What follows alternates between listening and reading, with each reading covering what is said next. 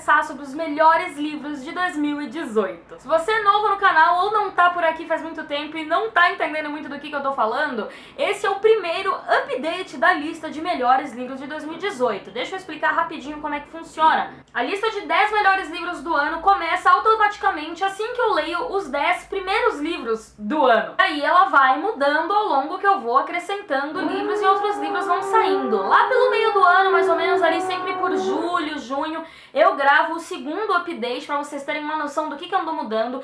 E aí depois, só no começo do ano que vem, quando eu dou a lista definitiva, que normalmente costuma ser o primeiro vídeo do ano. Lembrando que como esses aqui são os 10 primeiros livros que eu li, vocês já ouviram falar de todos eles, eu só nunca disse qual era exatamente a ordem. E em 10º lugar, e também o próximo livro que vai sair na lista, assim que eu acrescentar mais um, é o Origem, do Dan Brown. Eu falei bastante sobre isso aqui num dos meus vlogs de leitura, o quanto eu me decepcionei com esse livro, o quanto o grande ápice ali, ou pelo menos o que era pra ser o grande ápice, não foi nem metade do que eu achei que fosse ser, não teve força nenhuma.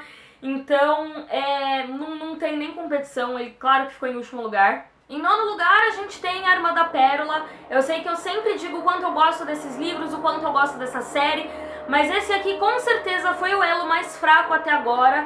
Eu acho que a história ali do passado poderia ter sido muito melhor idealizada, muito melhor pensada, até mesmo a história do presente. Tem muita coisa que, sei lá, eu não senti muita necessidade. Eu não achei que isso aqui foi um livro muito necessário, sabe? Eu simplesmente não...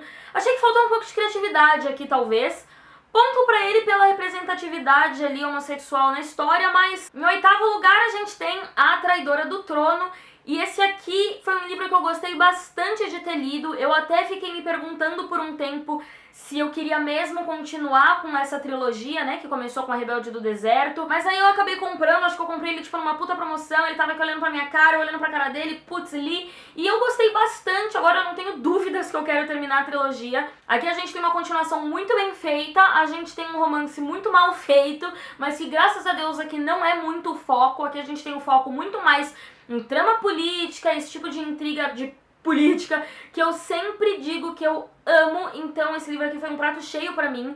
Acho que a melhor parte dele foi realmente esse elemento surpresa. Ele me surpreendeu, eu não tava esperando ler o que eu li. E em 7º lugar a gente tem The Bone Season, ou Temporada dos Ossos.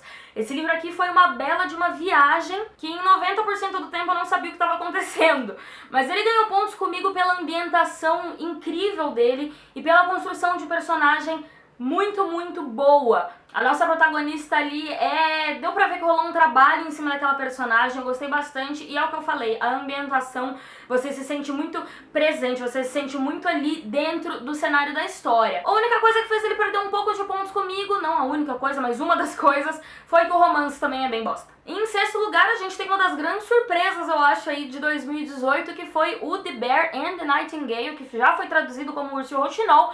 Esse aqui, eu falo que ele foi uma grande surpresa, porque ele não foi nem um pouco o que eu esperava. Eu esperava uma história muito mais focada ali na magia, uma coisa um pouco mais infanto-juvenil, uma coisa mais com um tom mais de conto de fadas. E aqui não é tanto. Eu achava que era um universo inspirado na Rússia, mas é na Rússia real. A gente tem ali, a gente tá mais com o pé nesse mundo, apesar de todos os elementos fantásticos que existem aqui, que estão presentes aqui. Então a gente tem esse encontro de dois mundos aqui nessa história, por meio da protagonista, que é a Vásia. Então a gente tem uma trama familiar muito densa, a gente tem aquela jornada do herói que começa desde que o herói nasce até o presente momento. Ele cai ali para um lado um pouco mais lento, só que é aquele lento que você gosta, porque se fosse mais acelerado que isso não ia dar pé. Então eu gostei muito, muito desse livro, super recomendo. E em 5º lugar a gente tem aqui um ótimo exemplo de como se fazer uma continuação, que é One Dark Throne, ou Um Trono Negro, Um Trono Sombrio, enfim, né? A continuação de Três Coroas Negras, eu não lembro o título dele em português, mas é a continuação de Três Coroas Negras. E, gente, eu falei sobre isso também em alguns vídeos passados, mas foi muito engraçado como o primeiro livro fez a gente ficar esperando por uma coisa que aconteceu no final e de repente o livro acabou. E enquanto esse aqui, ele entregou tudo que eu queria que acontecesse tal coisa, pá, eu queria que tal personagem se encontrasse com outro, se encontrou. Foi muito interessante aqui a mudança de ritmo da história e a evolução dos personagens e o que a autora fez com as personagens. Todas as opiniões que eu tinha formadas sobre as 3 rainhas aqui foram completamente modificadas, então eu terminei o livro com um pensamento completamente diferente do que eu tinha quando eu comecei. Então isso foi bem incrível o jeito que a autora parece que pegou minha mente, pegou minhas opiniões e deu uma super virada, assim, não vou dizer manipulada, mas ela realmente conseguiu mudar tudo que eu achava que eu sabia. Então, ponto pra esse livro aqui, eu não vejo a hora de ler o próximo. E em quarto lugar, a gente tem o As Mil Noites. As Mil Noites que eu sei que eu tô devendo vídeo e tudo mais, mas aqui a gente tem um reconto das 1001 Noites, que é contado de uma forma muito diferente do que eu já vi. A personagem aqui, ela não tem nome, muitos dos personagens aqui não tem nome, só que ainda assim eu não senti falta disso, e eu acho que a melhor parte desse livro aqui é o quanto a escrita dele é poética, o quanto as palavras parecem que foram uma dança. Isso aqui é tipo uma obra de arte, cara.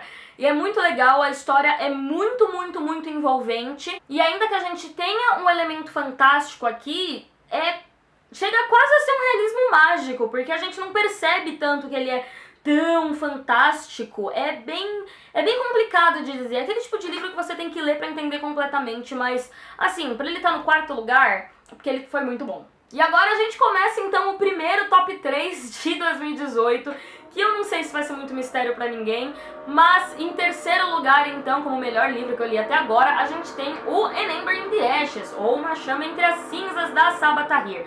Aqui a gente tem esse mundo, esse país, né, esse território que foi conquistado por um império e cujo povo foi escravizado por esse império.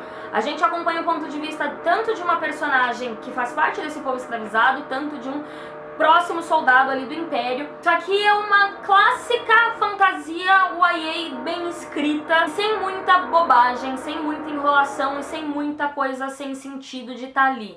Eu acho que essa história é muito relevante, eu acho que tudo que a autora escreveu não é uma história, tipo, muito leve, sabe? Muito pelo contrário, ela é meio pesada. É aquele YA que não parece YA em certos pontos, tipo Jogos Vorazes, sabe? Não tô comparando os dois, mas é aquela história pesada, que você sente aquela injustiça acontecendo, você fica tipo, meu Deus, esse mundo tá errado.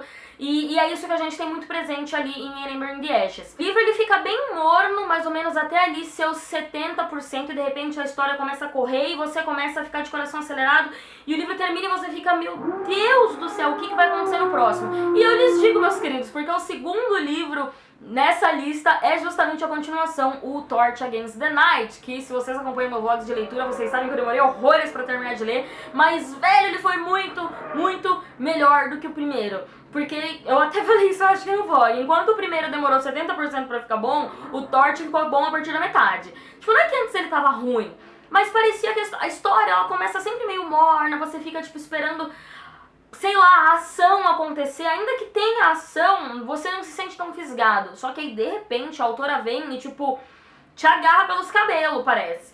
Então, o final desse Torch foi incrível. O clímax ali, todo esse final foi maravilhoso.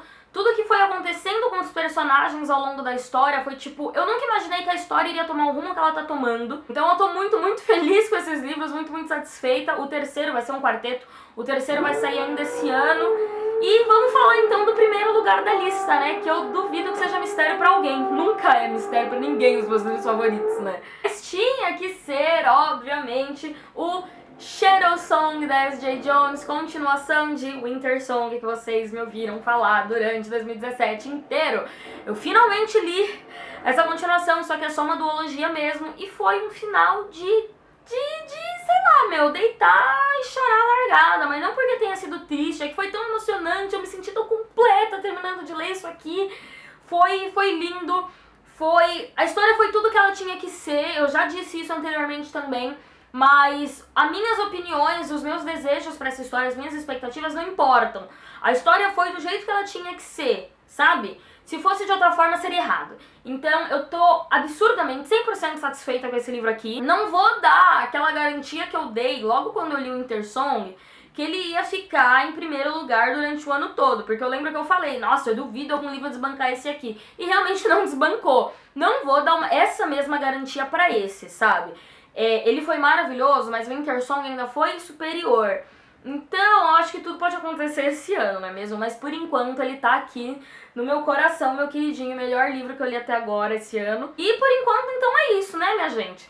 Falem pra mim nos comentários quais foram as suas melhores leituras de 2018 até agora, que eu quero saber. Se você ainda não foi inscrito no canal, seja muito bem-vindo, espero que você se inscreva. Não esqueçam de deixar o seu like no vídeo. Muito obrigada por assistirem, vejo vocês no próximo, beijo e tchau!